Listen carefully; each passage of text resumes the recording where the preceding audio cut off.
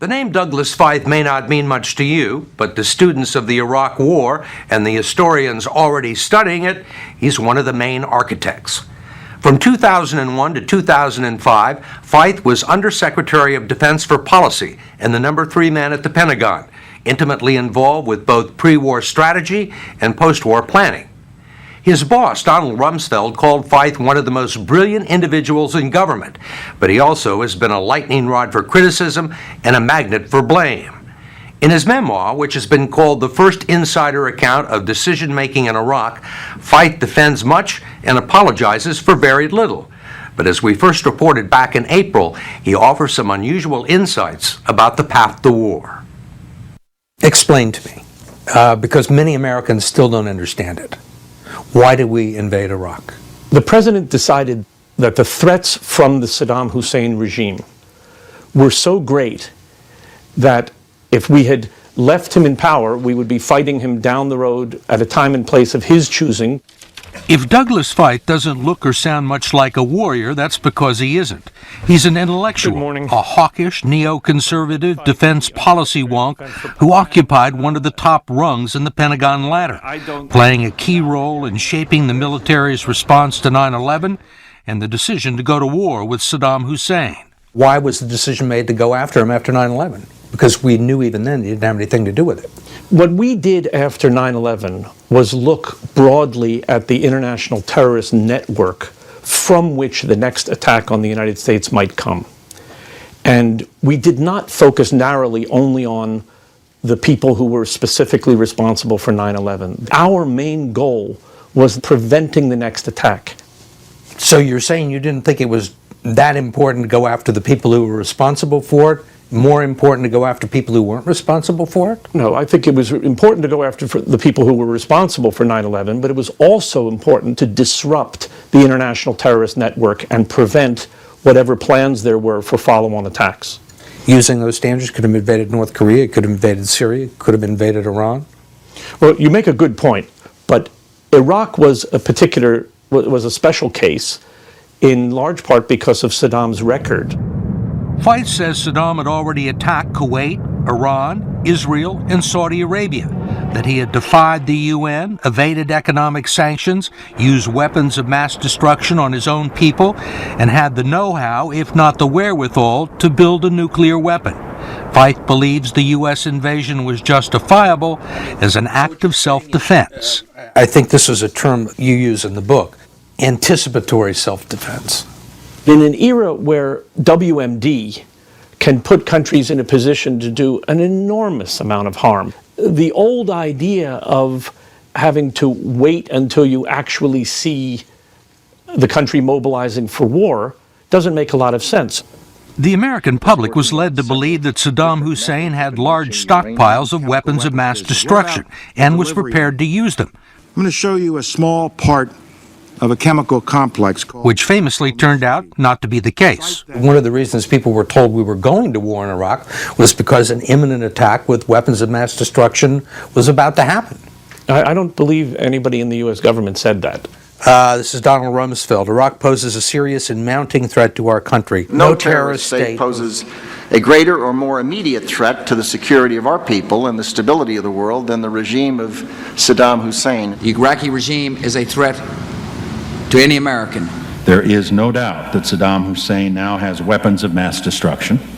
There is no doubt that he is amassing them to use against our friends, against our allies, and against us. It is true that there was a serious error that the CIA made in saying that we would find WMD stockpiles. And it was a terrible mistake for the administration to have made those stockpiles in any way a part of the case for war. I don't think we needed to. And you don't think we needed to? I don't think we needed to. Wasn't that the whole linchpin for the war? I don't believe so. Feith insists that Saddam still had WMD programs in place and the capability to resume production. He says even Defense Secretary Donald Rumsfeld conceded privately that the United States might not find any weapons of mass destruction on the ground, and he told the president so in a memo that outlined all of the things that could possibly go wrong. Some call it the CYA memo. Well, I think that's a mischaracterization. I mean, it was very intense and very disturbing work to anticipate all the possible problems of a war. Feith called the document the Parade of Horribles and printed many of them in his book to refute the perception that Secretary Rumsfeld and President Bush launched the war without understanding the possible consequences. The United States could become so absorbed with its Iraq effort that we pay inadequate attention to other serious problems. Yes. The war could cause more harm and entail greater costs than expected. Obviously it has. That it would not go on for 2 to 4 years, but 8 to 10 years. Right. Terrorist networks can improve their recruiting and fundraising as a result of our being depicted as anti-Muslim. Iraq could experience ethnic strife among Kurds, Sunnis, and Shia. Right. It could damage our relationship with our allies and our reputation in the world community. Did you think that maybe 1 or 2 of these might happen? One of the things that is reflected in this memo is Secretary Rumsfeld's deeply held view that it's foolish to try to predict the future. Well, as it turned out, he was pretty good at anticipating problems because virtually all these things have happened. Well, in a broad sense, a lot of these things happened. It was a very honest effort to assess what the downsides of war would be. You still recommended that it was the right thing to do. We certainly understood that these are the things that might happen. That's why we wrote them down. And I do think that when the president assessed the risks of leaving Saddam in power, you could also have come up with quite a serious, troubling list of the risks involved in leaving Saddam in power. In his memoir, War and Decision, Feith writes that there was one potential problem the Pentagon seriously underestimated: the ability of Saddam's loyalists to create, carry out, and sustain a bloody resistance. Probably the main thing that we didn't anticipate was that from the grave, as it were, that regime would be able to operate the way it's operated in the insurgency. The result was a lack of detailed contingency planning and a shortage of troops. Feith concedes that he and his colleagues didn't realize that sending a smaller, mobile force to topple Saddam would make it difficult to establish order after he fell. The looting that arose in the immediate aftermath of the overthrow of Saddam was a problem that the coalition forces had to deal with. Didn't deal with. Right. I think we paid a very large price for the fact that our forces did not get that problem under control. One of the things that you say was that we didn't have the manpower or the resources to do it. I don't believe I raised the troop level issue in that connection, but I mean, you'll tell me if I misremember my own book. We refreshed his memory. This is what he said. The small force strategy for major combat operations, while it saved American lives, limited the number of forces we had to deal with the looting. That's a fair point. Your point's correct. To make matters worse, 2 months after the invasion, the U.S.-led provisional authority running Iraq made one of the most controversial and most criticized post-war decisions. Newly appointed Ambassador Paul Bremer announced that the Iraqi army would be disbanded, turning 400,000 unemployed and armed men into the streets. The first time I heard the idea, it came from Ambassador Bremer when he was on his way to Baghdad. And you signed off on it? I didn't sign off one way or the other. I told him that he has to discuss it with Secretary Rumsfeld. And he did? He says that he did. I was not in on those conversations. So did Secretary Rumsfeld sign off on it? I did not find in the record any piece of paper in which Secretary Rumsfeld signed off on it. And you had never asked Secretary Rumsfeld? That's the part I find hard to believe. I mean, there are hundreds of decisions. We've talked about it lately. I mean, this isn't one of hundreds of decisions. This is a decision to dissolve the Iraqi army. Well, the Iraqi army was at that point dissolved. This was the issue of, do you reconstitute them or start from scratch with a new military. Well, you're raising doubts about whether there was approval. That's why I'm doing No, this. what I'm saying is the process by which this decision was made was not a great process.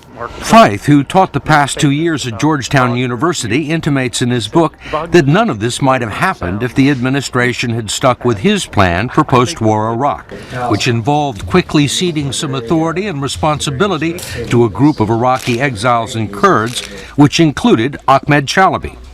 We developed plans to try to give meaning to the concept of liberation rather than occupation. And one of my great regrets is that the United States wound up setting up an occupation government in Iraq for 14 months, which I think was a serious mistake. Feith says there have been lots of errors in judgment, but not by him. He is generous in his criticism of Secretary of State Colin Powell, CIA Director George Tenet, and General Tommy Franks, and they have returned the favor plus interest. General Franks, I don't have to tell you what he said, but he called you... It was not nice. It was not nice. Basically, the dumbest guy on the face of the planet. Former CIA Director George Tenet called your intelligence evaluations total crap. This isn't normal Washington discourse. I agree. And some people, when they deal with controversy, political issues, use harsh language. I don't think it's a great thing. And this is a lot of vitriol directed at you. They don't use it in general. They directed it at you. Why do you think that is? You'd have to ask them. Some of them have already answered that question in books of their own or with quotes in the books of others, portraying Feith as a bureaucratic bully hell-bent on war. The most frequent and damaging charge has been that Feith used his Pentagon office to produce alternative intelligence reports that link Saddam to al-Qaeda, then pass them on to the White House. Some of it, like a report that 9/11 hijacker Mohammed Atta met with Iraqi intelligence in Prague, has been widely discredited. An investigation by the Pentagon's Inspector General called Feith's activities inappropriate, but not illegal or unauthorized. This was a rebuke. You agree? Yes, and I think it was an unfounded rebuke, an ill-founded rebuke. And are you happy with the way things have played out in Iraq? No, I don't think anybody can be happy. We've had terrible losses. We have the Americans who've lost their lives and Iraqis who've lost their lives, our coalition partners. It's been, a costly war. Do you still think this was the right thing to do, knowing now what you know? I think the president made the right decision given what he knew and given what we all knew. And to tell you the truth, even given what we've learned since. In his memoir, Feith doesn't dwell on the terrible human costs of the war, but he clearly has been moved by them. He's donated all his proceeds from the book to a foundation he's created to benefit veterans and their families.